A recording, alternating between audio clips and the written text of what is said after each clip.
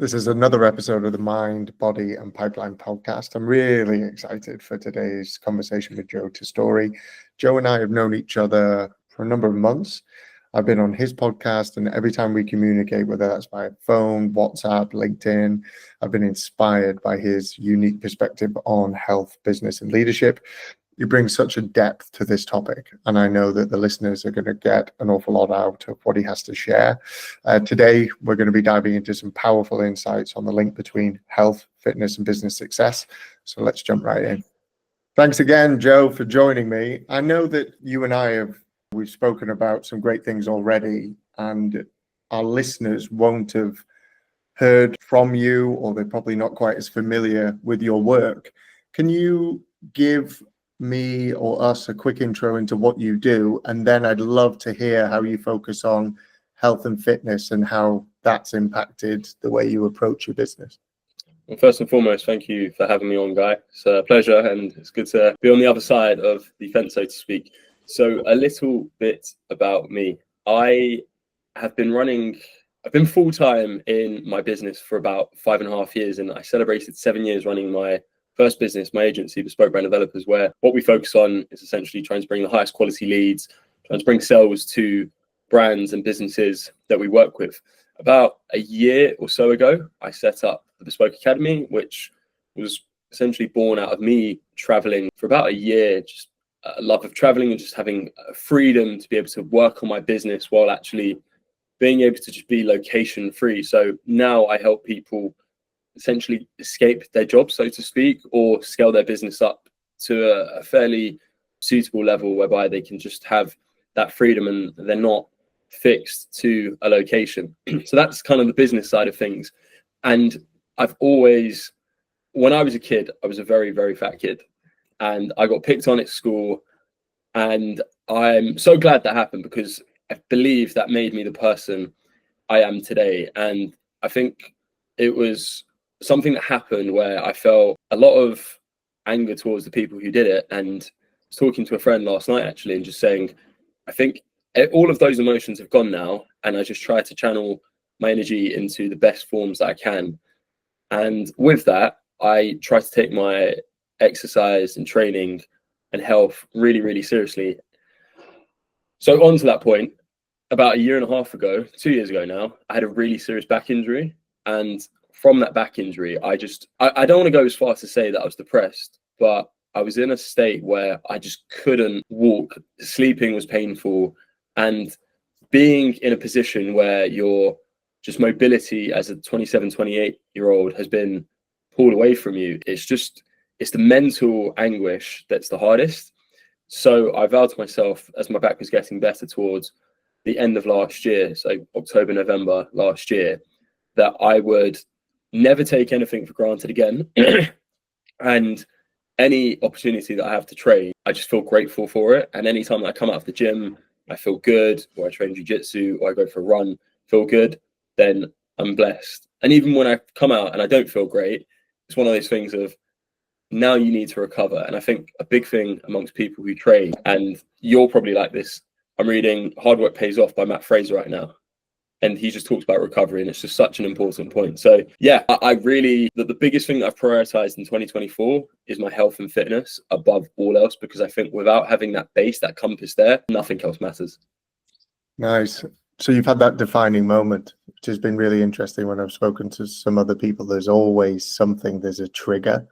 With everything else that you've got going on, you mentioned the agency, the consultancy, you do a lot of traveling. How do you manage to build fitness into your weekly routine? And was it built in before the 18-month sort of defining moment, or is it been since that 18 months? So before, I would say I trained really well. I'd say the fittest ever I was back in 2021. I felt superb. I was running quickly, I was lifting well, I was training jiu-jitsu.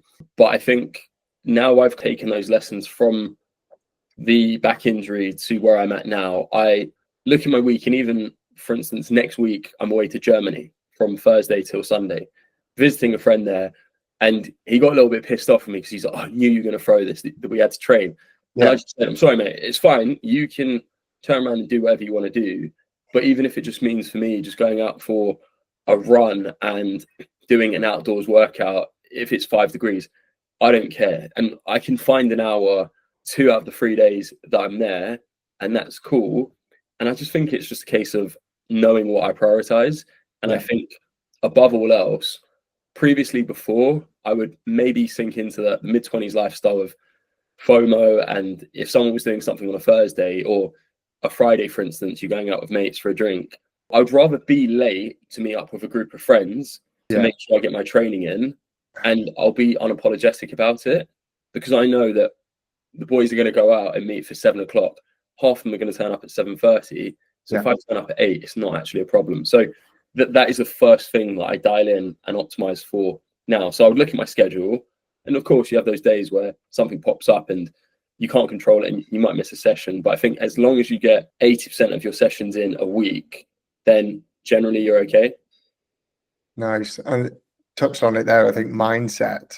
How do you think pushing yourself physically has shaped the way that you set up or approach your business goals? You talked there about how you prioritize so well that how you approach your personal life, and I think you can get away with things like that a little bit with friends, but the attending the gym, the going out for runs, how's that sort of setup approached business or the goals that you have within business?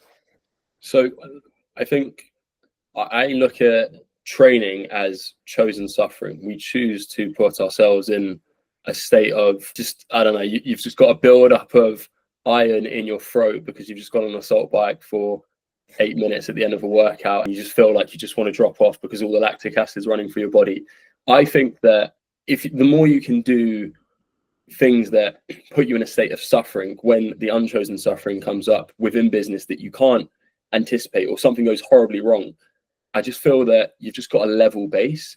And I think I see business to an extent as performance. You've got athletes who are physical performers and then business owners as mental performers. And I literally just use sticky notes for everything. So I'll write down what I have to do today.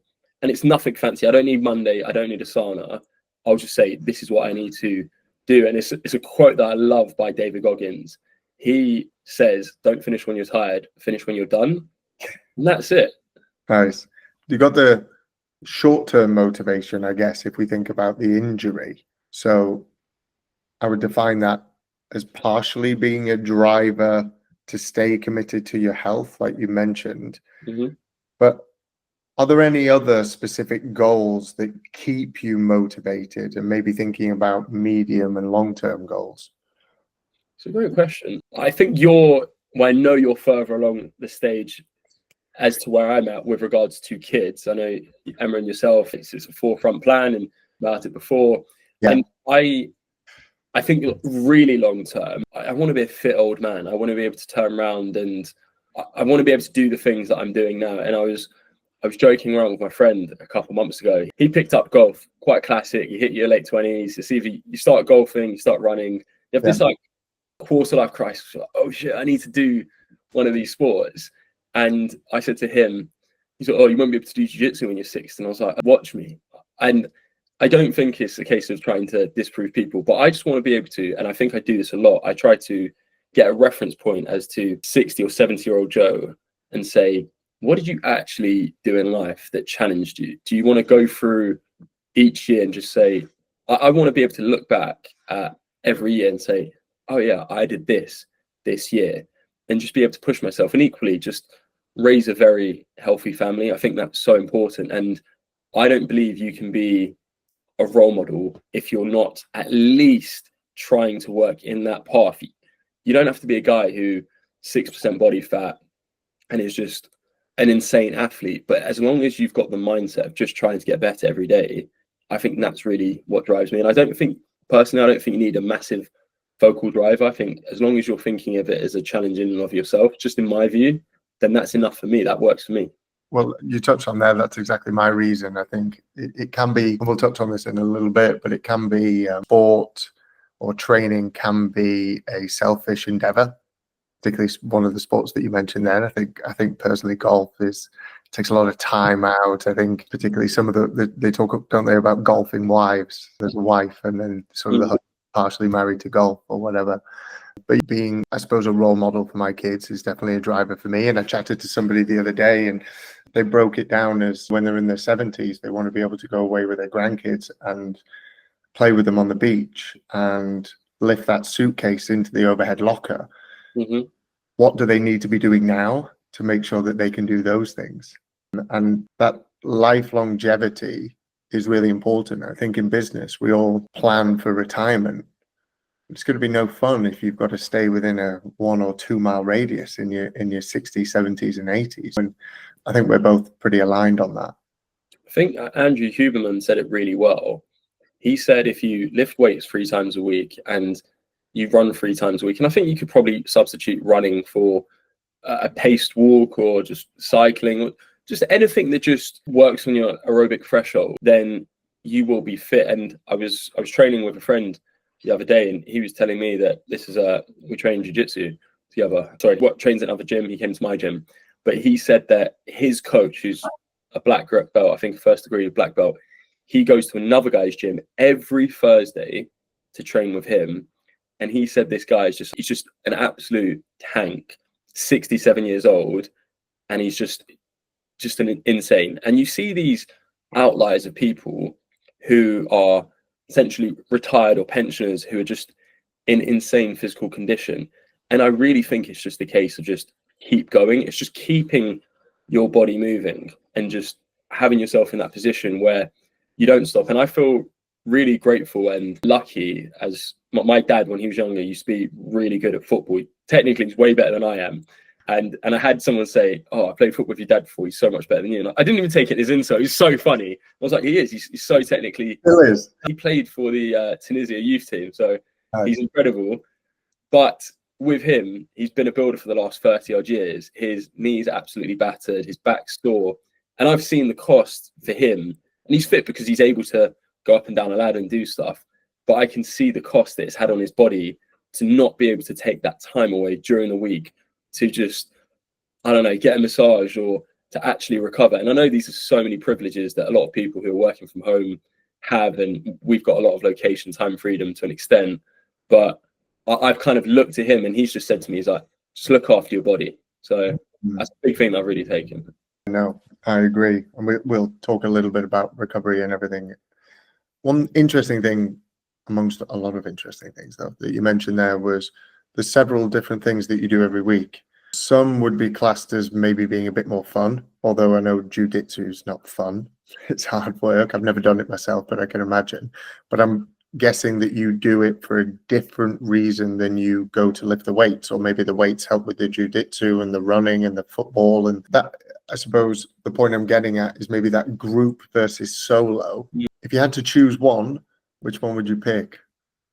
As in one sport to play for the rest of my life, or potentially a group-based sport, so you can go and play the five-a-side football and go to the jiu-jitsu classes, or would you have a bit of a solo endeavor, and then maybe why?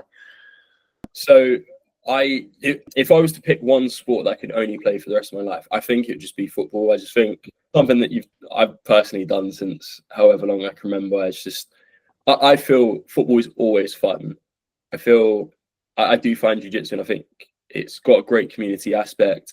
However, there are times where I have seen you go through stages, like, I'm not rolling too well, or things are going too well. But I just think overall, the way how I see it is, I always judge how much I like an exercise or training based on, I'm not thinking about anything else in that moment. Life could be the hardest it's ever been, but when I'm really enjoying training, or when I'm training hard, I'm not there thinking, oh, I need to do this for this client, or this needs to go on.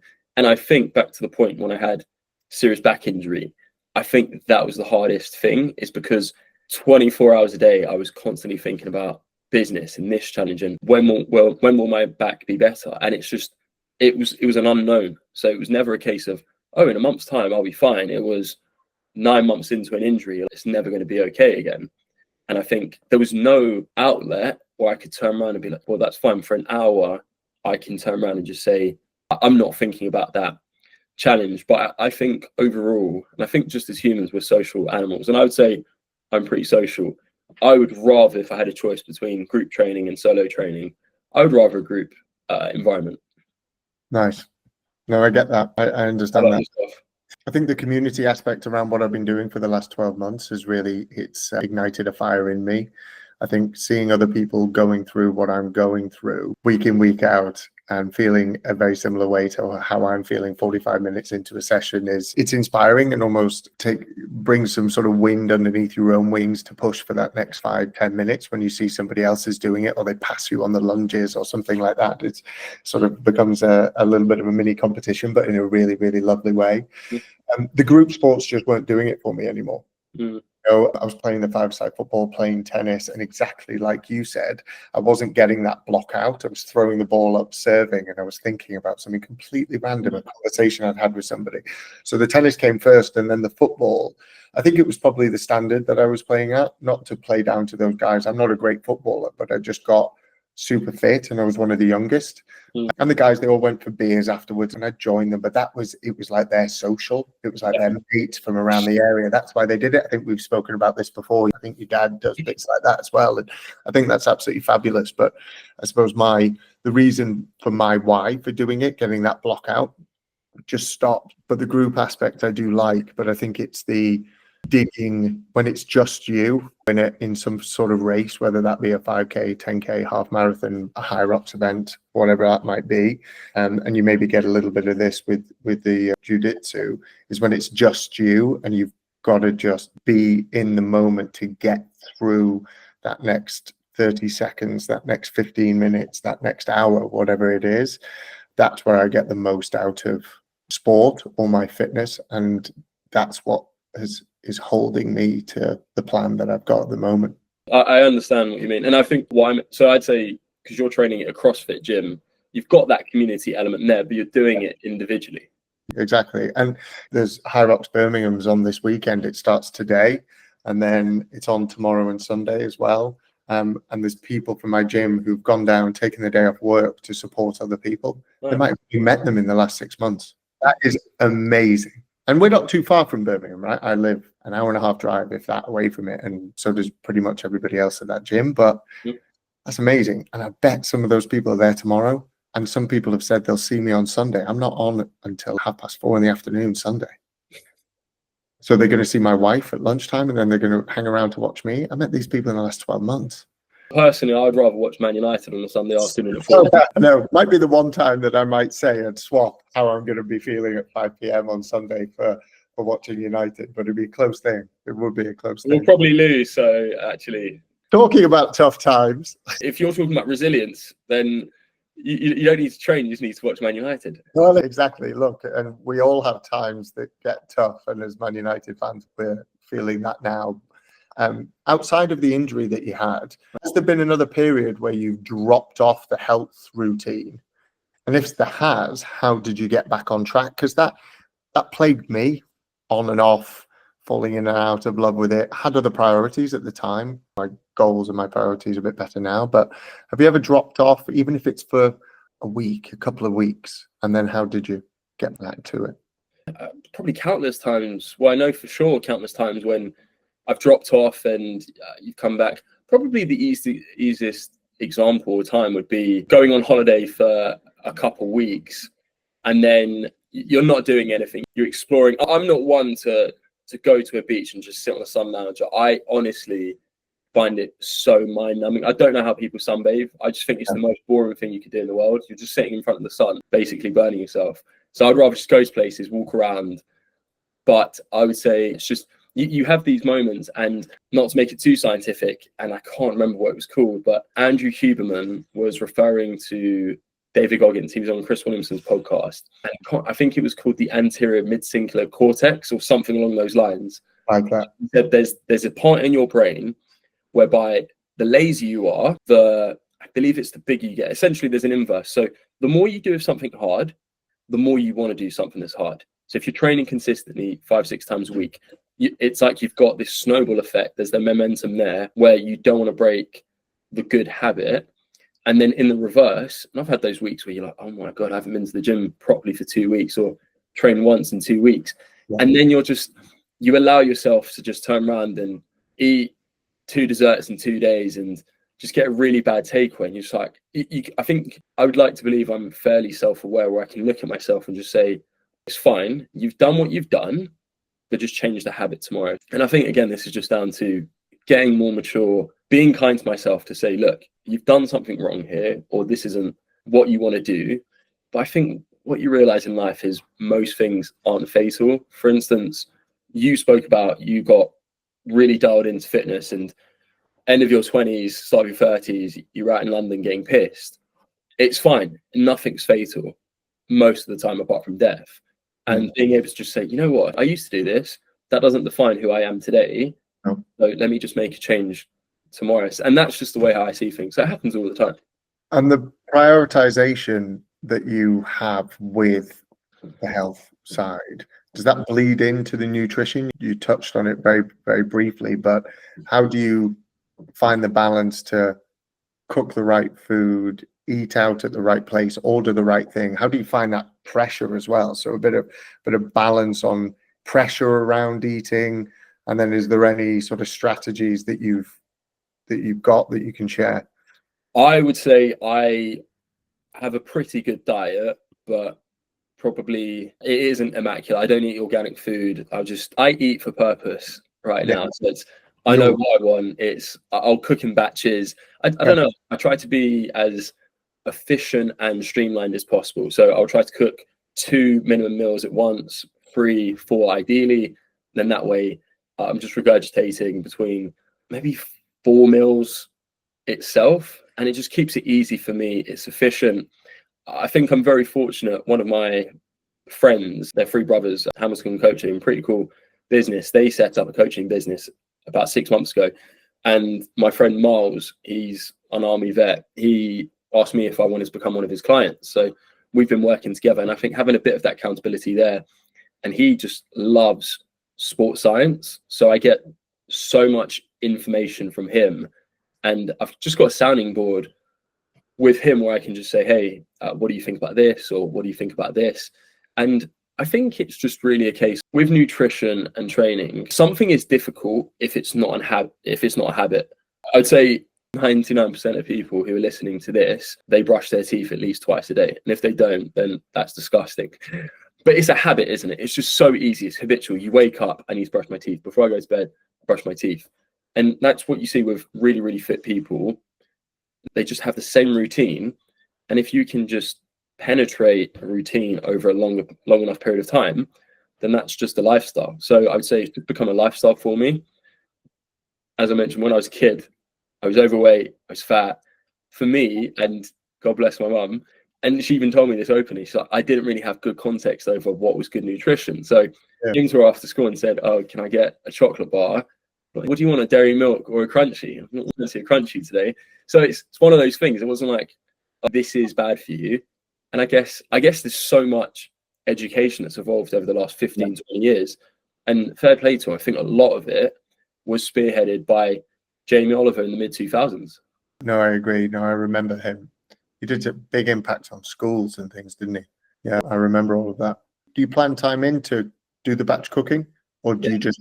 I won't have a schedule, but I typically intermittent fast. So I haven't eaten a meal today and it's 12:30, but I feel fine. It's still amazing. That's what works for me. But I found that if I eat at the wrong time, so if I eat too early, I feel quite sluggish. And I guess eating food takes up energy. Therefore, the work you do after eating food, actually, you feel a bit inefficient at times. So it's like a slowdown and you have to build back up. So you go in waves. No, I know. I got a bit of a hack on my food. We've got some really nutritious, balanced microwave meals that don't sound that people think about microwave meals, but I've tried all the ones off the shelf at all the different supermarkets. They didn't really do it for me. It's a time thing for me and for us because we eat the same things, but we found this company that's part of the events that we're running. Actually, they're going to be providing the lunches, and that's been a game changer for me, being able to go in, have something very different every day. So today I'll go in, I might have Hunter's barbecue chicken with pasta, which I know doesn't sound healthy, but the portion sizes are quite good. I might have prawn massaman curry. I think there's chili Philly cheese steak and chips. There might be a naked chicken burger in there, but being able to come, tear it off, put it in the microwave, hit 3 minutes and be done, knowing that I'm fueling myself with a really macro balanced meal has been game changing for me. And I've only picked that up since being surrounded with this community and trying to understand how they prioritize their nutrition. Like you said, just that routine. And I think as humans, we want choices, we want options. That's like a freedom.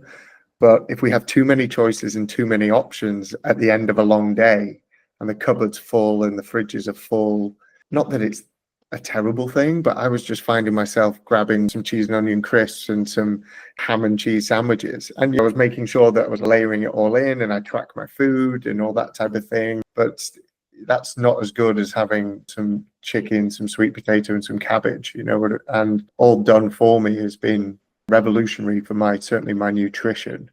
But fair play to you for doing the batch cooking and things like that. I think it really takes a laser focus to be able to say, right, I've got an hour and a half here now, and I'm going to eat this. Do you eat the same things for a couple of days solid? Well, I try to mix up. So I'll make maybe a dinner, which then I'll just make sure I'll just split it. So I'll have it for lunch the next day, then maybe dinner the day after or whatever. And just, that's it. And maybe just because I'm in a routine, but I'm very lucky. I'm in Southwest London. So I can literally walk 5 minutes in any direction, pick up a sandwich or pick up a hot pot or whatever. So I think it's quite efficient where I'll probably pick up lunch twice a week. And I love to walk. And I was checking my metric earlier this week because I was talking to a friend who he's starting to take his health really, really seriously. And I worked out, I saw my average for the year, it was 19,000 steps a day. And I was like, that is actually a lot. But even you and I, we had a conversation before, I'll typically try to take it walking in nature. And I find that just really de-stresses me and balances me.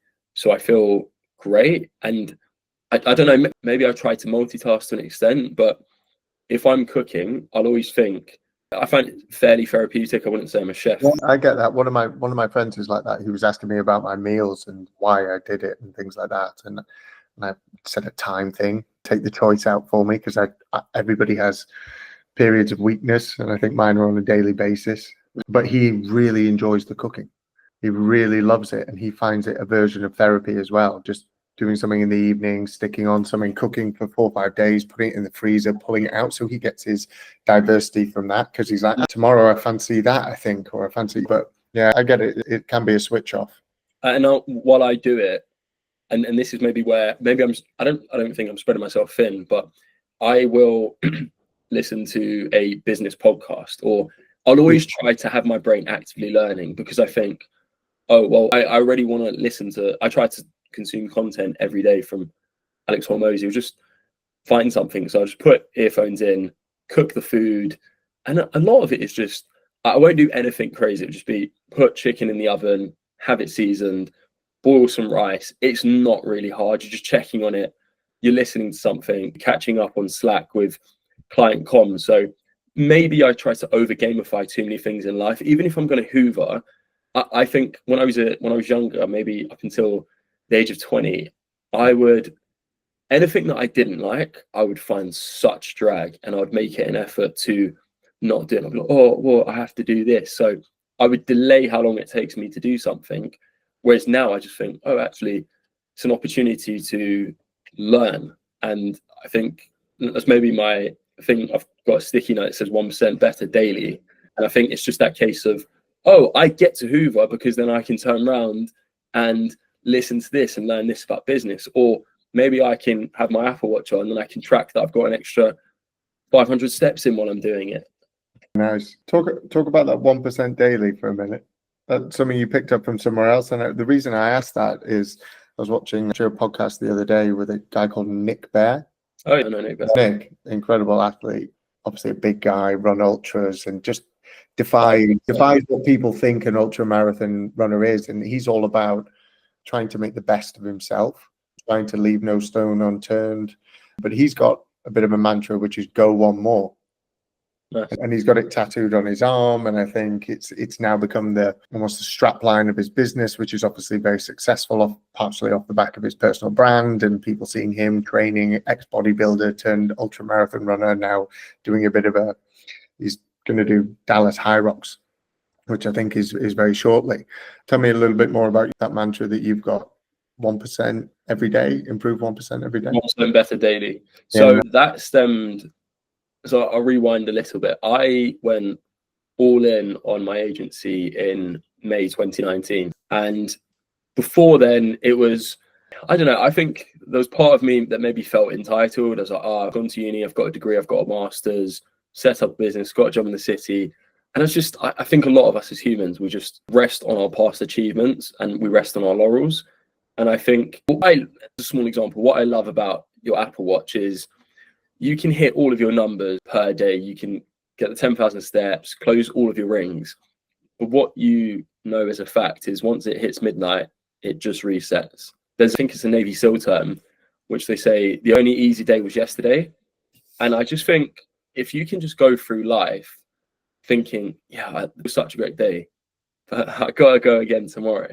I just think it just puts you on this level where don't focus and rest on what was done yesterday. And of course, there are countless days a year where I slip up, I'm just lazy, I'll do nothing. To be honest, I might go on a Saturday, drink a bit too much, you've got a headache the next day, and you're like, oh. But I think those are good reset days because for me, I don't want to do this every weekend. Maybe once every 3 months is okay.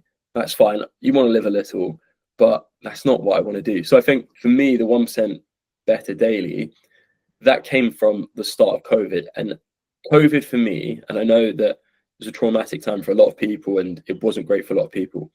COVID for me was probably the best thing that happened to me in my 20s because I remember I just wasn't putting enough energy and effort into running a business. And you know as I do that to run a business, it is not easy and it takes just consistent grind. But I was in a position whereby I thought we were going to sign a really good client up and then they didn't join, as it happens all the time. And I remember I turned around, I went on the job board to look at a job. So this was the start of April 2020. And I was like, hey, just got to get a job now, like the over, so to speak. But then I said to myself, you've got 1 month to take stuff done. And I just remembered it was just a switch in that period. I picked up so many daily habits since, and I feel so proud about it. It's super nerdy, but since I think it was like the end of April, I've not missed a day of reading 10 pages of a book. And it's James Clear, he talks about this, where he talks about habit stacking.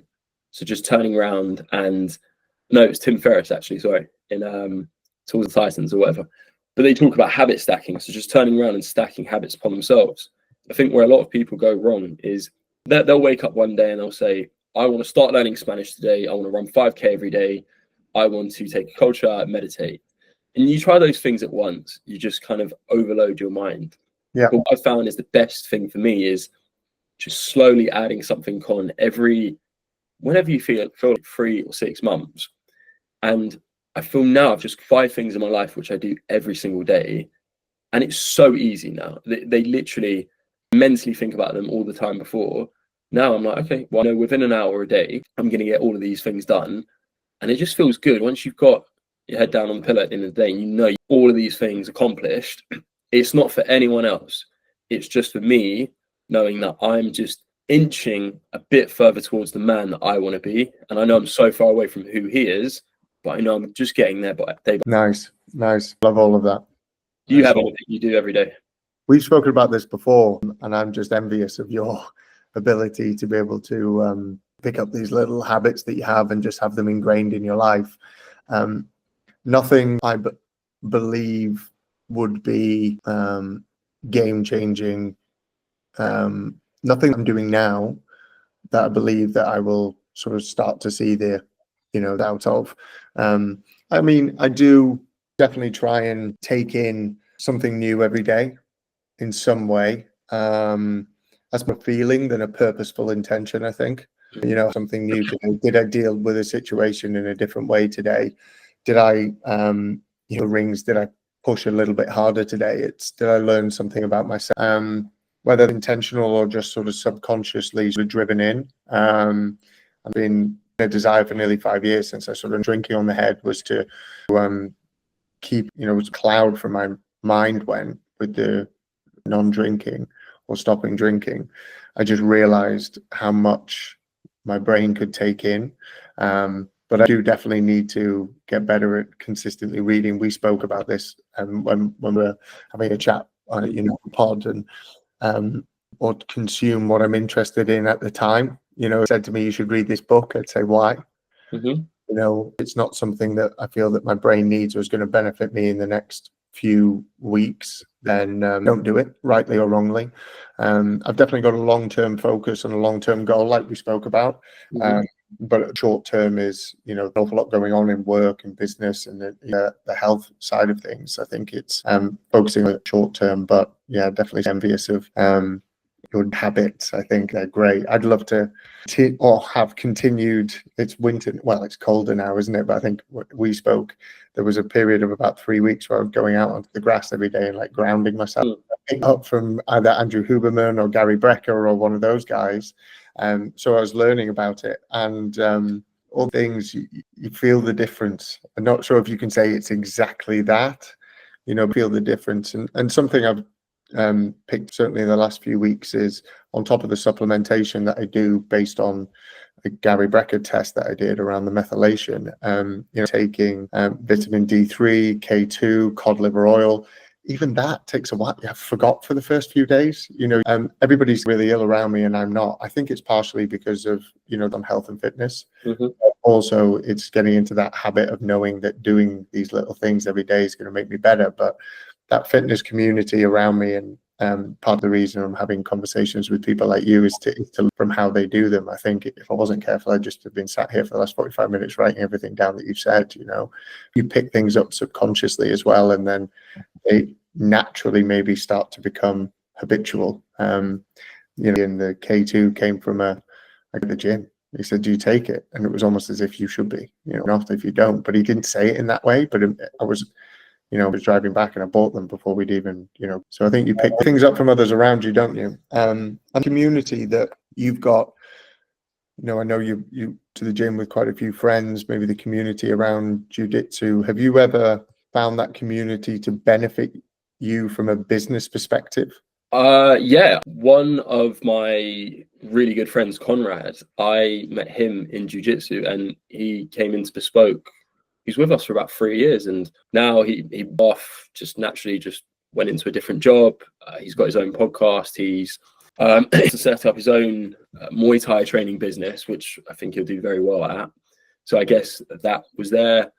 People who built a network up and done with each other, referred each other business. And just, I think a really good thing about training and fitness is you can see someone's character there. So if they leave a lot on the floor, that for me is a good omen to think this person is probably going to be someone good to work with. And one of my friends, about a year ago, he messaged me and he said, "Oh, I'd love to go into business with you."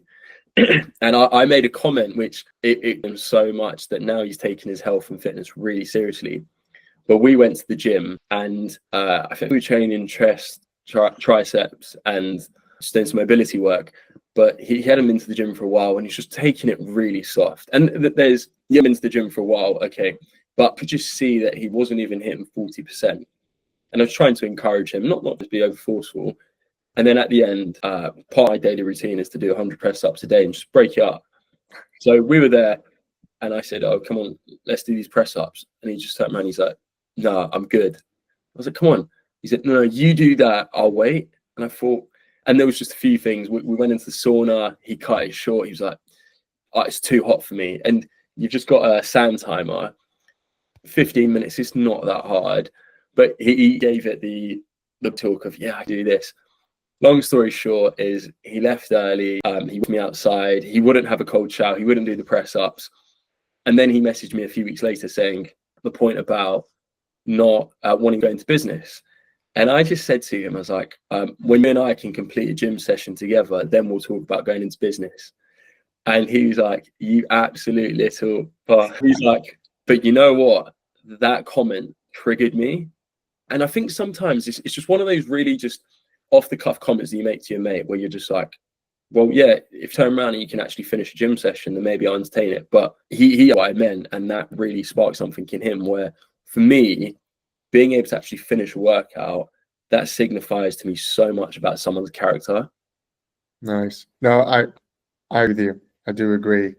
I like that down. If you leave a lot on the floor, I like it. No, you definitely see something in someone, and there's that element of, if they're going to be this consistent and stick to something that is hard, and they're going to, if it fits into their life, get up early every single day to go train, or they come straight after work, no excuses, they're missing out on social things, going to the pub with their guys at work or whatever it might be.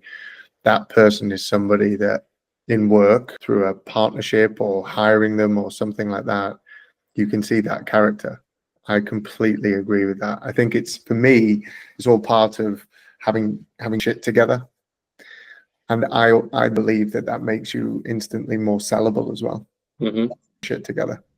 And there's quite a few people out there who say, rightly or wrongly, they only do business with fit people because I know. they know.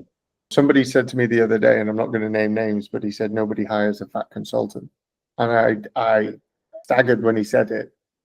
I'm not sure if I completely back it, but I get where he's coming from. That's his opinion.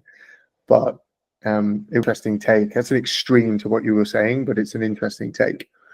And to my friend Conrad, he I think he's just become a therapist now, but he said something really good and prevalent to me where he said, you never know what someone's going through. Someone could have an overactive thyroid, or could have have a back injury where they just absolutely can't train whatsoever. In that year period of having a back injury, I put on 10 kilos over about an 18-month period. Yeah. Now down about 8, which is good. And I still want to push further down.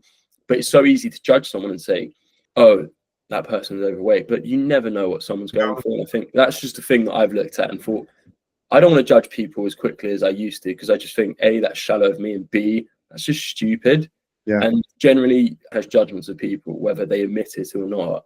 But it's just maybe reframing and saying, actually, I don't want to be too quick to judge. But if you put two people side by side, yeah, I think there is a predisposed thought of, I would rather work with this person because this person seems as though they're going to be more serious because they take themselves and their fitness more seriously.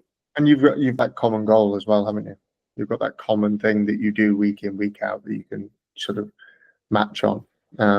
Closing question, which doesn't have to be a one-word answer, and you might have a couple of chats off the back end of it, but any business leaders listening, watching this, who are thinking about prioritizing their health but don't know where to start, what's the one bit of advice that you'd offer to help them get going?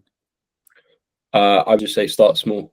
And I've got a friend who he's very overweight, and him and I probably have a chat. We voice note each other every week, probably have a call every 2 weeks. He's got children, and he was giving, and what I respect about him is he's self-aware. He doesn't shy away. He doesn't make excuses. But I just said to him, look, aim to get 7,000 steps in a day. Change really habits. If you're having full fat milk with a coffee, go for semi-skimmed. If you're having standard mayonnaise, go for the low fat mayonnaise. Go for the 1 calorie sprays. Just think about, the best advice I would give is do a life audit. Just be really honest with yourself and just say, what are the easy wins that I can eliminate from what I'm doing, the bad habits that I can eliminate, and then work towards that. And something really small. I've building habits and just getting to where you want to get to is not about turning around and saying, I'm going to go and run every single day, and then come day 5 or day 19, you turn around and you can't keep on doing it because it's just battering your body. There's a very segment of the population who are built like David Goggins, who will just go and absolutely send it. And most people who are just normal people, you just have to turn around and start really small. Get to the point, and again, this is probably a lot of stuff that I've studied, but get to the point where you say to yourself, I'm going to do 20 press ups a day, because you'll look at that, you're like, come on, I can do 20 press ups a day. And then slowly habit stack, just turn around and figure out, okay, I'll do that to a 10-minute kettlebell workout and then a 12-minute kettlebell workout. Eventually, you'll just see things compound. And I think I always believe there's external accountability. There's having that coach, as I'm very fortunate to have right now in my friend. But fundamentally, that person is not always there, but you're with yourself 24/7. So it's just having that self-accountability to not make that excuses. And I think equally, if you have a bad day, that's fine. If you have 2 bad days in a row, that's through choice. Yeah. Love it. No comment back. Really appreciate it. To flip it to you there, Guy, Yeah. what would you give to people? Oh, And so can I add on a second follow-on question? yeah. Would you give to people who want to stop drinking? No, I did a podcast on Wednesday, and then the person there popped up a little bit of like blurb it coming out next week and mentioned I'm 5 years stopped. I've had 7 messages about it, and we're on Friday lunchtime, and she did that Wednesday evening. So many people just, how do you do it? You know, gonna grab coffee with a couple of them because they're based in the Northwest. Similar to you, because I was asked this question before, start off small. I think you should have a goal. So book something in, book a 10K in for Jan, and then go. But you can still start off small by, some walking and maybe cutting down drinking a little bit less, but don't overdo it. To sort of on tangent to come back, I had a friend who stopped drinking, wanted to stop smoking, wanted to, eat healthy, go to the gym every morning at 6 a.m. and go for a run every night. I was like, well, to do that. It's just much, like you said before, but I would, only because it worked for me, that I booked an event in January last year before training for it. Mm-hmm. You got to do it. And it's that accountability that you said to yourself. It's pride in yourself, but accountability to everybody around you as well. And I like doing things or saying I'm going to do things and then not doing them. But it's at your own pace. I did a LinkedIn post on it this morning. It would be put in planning health activities first in your diary in November. Go and put them in. If it's 4 o'clock in the afternoon on a Monday, 9:30 on a Thursday, because you've got that little bit of time, do that. If it has to be 6 a.m., go and put them in. Make them accessible to the team, make them so everybody can see. You color code it, right? Yeah, I do. Yeah, bright orange. So even when I was at that gig that we were talking about before in night, that's orange. 10Ks that I do are in orange. Speed workouts that I do are in orange. Dinner with my wife is in orange. They're things for me. You plan those in first, and then everything else fits around it. And I've had absolutely no challenges with work since doing that. None at all. It's me, if anything. I'm not drinking. Again, somebody asked me this question: how did you stop? I think everybody's got their reason for drinking. Mm-hmm. Mine that I was wasting what I perceived as my talent. Mm-hmm. I had to stop. The negatives, when I wrote them down, far outweighed the positives. I believe that the negatives outweigh the positives, the positives outweigh the negatives for anybody anyway, in terms of stopping drinking. I don't think that there are any downsides. And I've got evidence of other people similar age to me who have seen what's happened in my life over the past 5 years in January since I stopped, and now jumped on that bandwagon. And that's a bit of talk about the WhatsApp voice notes. It's a bit of a standing joke. One of them messages me probably every 48 hours just saying, still not found a downside. So you would have been 30 when you stopped drinking? Yeah. So I suppose you're a single man in London, just about to move to Manchester, right? No, I just moved to Manchester. Moved up to London because I'd started to see my relationship with alcohol change. I don't know why I thought Manchester would be any better, but because it wasn't. But there were periods where I'd abstained for weeks and weeks, see the benefits. And then when I moved to Manchester in 2019, I was still boozing pretty heavily. Met my wife very quickly, and then I went on a bit of what's supposed to be a work trip that turned into a boys' holiday in Belfast, January 2020. And then after missing 3 or 4 flights, my wife looking at me at the end of a bed in a random hotel, can't even ask her how she got there at the same time as me. She just, because we'd been dating for about 6, 7 months, I just remember thinking I'm going to lose her. And it'll be somebody else that I disappoint, it'll be somebody else that I lose, you know, and the decision there and then, that's it. It's a good enough driver. It's never been. And then, you know, we were engaged 3.5 years after that, we were married. So it's the right decision for me personally. But yeah, everybody's got reason, but I think there are no downsides to not drinking. You might lose a couple of the boys that go to the footy, stuff like that happened with me. You know, to a World Cup game when it got moved from 2020 to 2021. They knew I wasn't drinking, they knew I was stuck at it. But those people weren't friends anyway. It was built on drinking relationships from university, obviously, you know. So I'm happy with where I am now. My life is infinitely better. But yeah, you loads either. Not crazily. I'll try to be really, really strict Sunday through till at least Wednesday. The maximum amount I'll drink in a week is twice a week. And if I do drink twice, one is maybe after football having a beer or two and that's it. And then maybe with friends on the weekend. But yeah, it's just, I think with drinking, it's really one of those things. It doesn't just cost you one day and at least the day after. And yeah, I mean, I make out that I'm teetotal or anything, but I've had, and one of your questions was surrounding, I don't remember the exact question, but it was about how to start or look at stuff. I think, I wouldn't say I'm an all or nothing person, but I have definitely got a switch whereby if I don't want to do something or I want to really, really challenge, once that switch has been pressed, I will do it. So have you heard of 75 hard?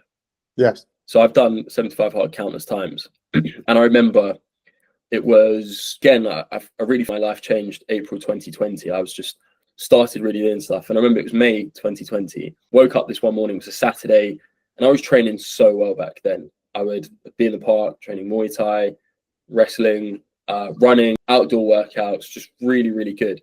And I woke up and I said, all right, I'm going to do 75 hard today. And so I did the first day. And I think come day 3, I picked up an almond and chocolate croissant from Girls. I was like, fuck, there. And I was like, I was kind to myself. I said, you know what? I'm just not ready for this right now. And sometimes the body wants it, the mind just isn't there enough. And I waited. And then again, I remember this was the end of September. And my ex and I, we went out for drinks with neighbors. And then we turned around. We ended up getting a bucket of KFC. And I felt disgusted the next morning. And she was like, oh, yeah, well, we had some chicken left. And I just said, I woke up and I was like, I'm starting 75 hard today. She's like, what? I was like, yeah, I'm not in the chicken. You can have it. That's it. She's like, all right, fair enough. And she was so supportive. She's like, threw it away. I was like, I'm doing it. She's like, are you actually doing it? I was like, yeah, I'm doing it. And that was it. And just from then, did it. And then start of 2021, she did it and smashed it. And I really love the mantra from, I think it's David or someone. I live by, it's, I can't remember, essentially that like it's already done. So where I put my mind to, it's predetermined. And where I set myself, wherever I set my mind to, the goal was already accomplished. I just have to do the thing. So come day 5, it's like, well, I've already hard. It's just, I need to do the days and I'm done. And I find that if ever I have this axis point where I really feel off kill and things aren't working, they do phases. So you can do 30 days and it's essentially a speed run of 2 workouts a day. Reading, I'm so habitual with that. That's not even a thing anymore. Cold showers, they do cold showers every day. So I would say most things there are already done. And it's quite masochistic where you get to the point where you're just like, yeah, I'm doing that workout now. At 1 o'clock in the morning, you've been out all day, you're on a trip, still got to get a walk in at 1 o'clock in the morning, or still have to do this. Or I remember that you were at your folks' house for Sunday lunch or something, and it got later, and they said, I'll drive you home. And you said, no, I've got to walk. And it was the other way across London. Yeah. Well, I mean, it was at least an hour walk, but it was, I think, 3:30 and my sister off home, and my parents said, oh, we'll drop you off home. I was like, no, sorry, I have to walk. Yeah. Like, oh, but what about your girlfriend? I was like, look, give her a lift if you want, that's fine, but I have to do this. And I think, again, I think I'm high performance entrepreneurs, and I think I'm still working towards getting to the level that I would be at. So I wouldn't classify myself as one yet. That's really what I really strive for in business. But it's having that mindset of, I don't care if someone to me, I will give you £100,000, but you have to quit this. I, hand on heart, would not quit what I'm doing for money, because I just believe that the money will come eventually. Yeah. But if you break your integrity and morals and your beliefs, then you're just basically saying that money is worth more than my values. Yeah. I love something you said earlier about training being chosen suffering and business can be unchosen suffering. And I think business leaders, whether the senior leadership teams or the founder of a business, they put in that work at work all the time, and the switch to prioritizing health, should be if they want to make it. Mm-hmm. Appreciate your time. Guy, such a pleasure. Welcome. See you soon. See ya.